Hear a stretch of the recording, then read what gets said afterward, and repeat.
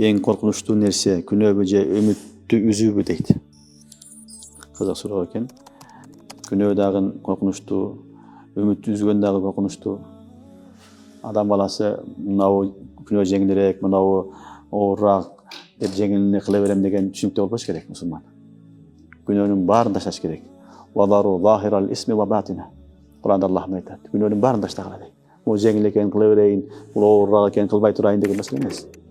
Жеңил күнөөнү таштабасаң, ошол жеңил күнөө акырын кичинекей күнөө барып оор күнөөгө айланат. Ошон үчүн Кур'ан-ы Керимде Аллах субхана ва таала "Вала тaqrabu зина" деген. Зина кылбагыла деген эмес. Зинага жакындабагыла деген. Түшүнүңөрбү? Ошол себеби зинанын кичинекей нерселери башталат. Жылмаюудан, күлүүдөн, ушуну баштап зинага апарат. Ошон үчүн зинанын алдын ала тосуп атат Кур'ан-ы Керимде "Вала taqrabu зина". Зинага жакындабагыла деп. Ошон үчүн кичинекей күнөө муну кылса боло берет, намаз менен, орозо менен кечирип калат деп кыла берген болбойт. Түшүнүңөрбү? Бул шайтандын немеси, азгырыгы, жаман нерсе. Ошон үчүн күнөө мына оор, коркунучтуу деп бөлгөндө туура эмес негизи. Бардыгы күнөө. Албетте күнөө дагы чоң, ошондой эле үмүтсүз да чоң күнөө. Экөө тең коркунучтуу нерсе. Себеби күнөө кылып отуруп адам баласы акыры не болот? Күнөөдөн чыкпай калгандан кийин жүрөгүнө не кылынат? Капкара болуп жүрөгү. Акыры мухур басылып калат, Алла сактасын. Мухур басылгандан кийин тобага тофук болбой калат. Үмүтсүздүк андан да коркунучтуу туугандар.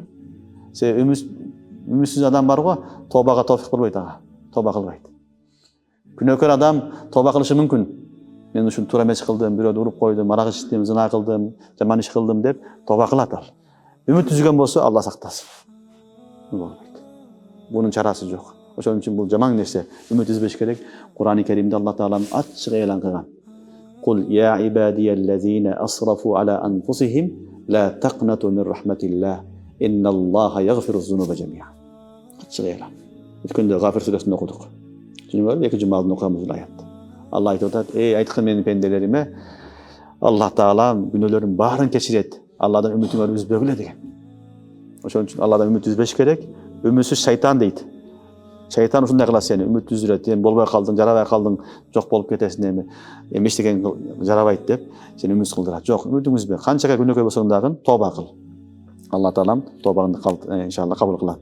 Үмүт үзбеш керек. Анан күнөөнү жеңил, оор деп бөлбөш керек. Күнөөнүн баарынан сак болуш керек. Чоңунан дагы, кичинесинен дагы.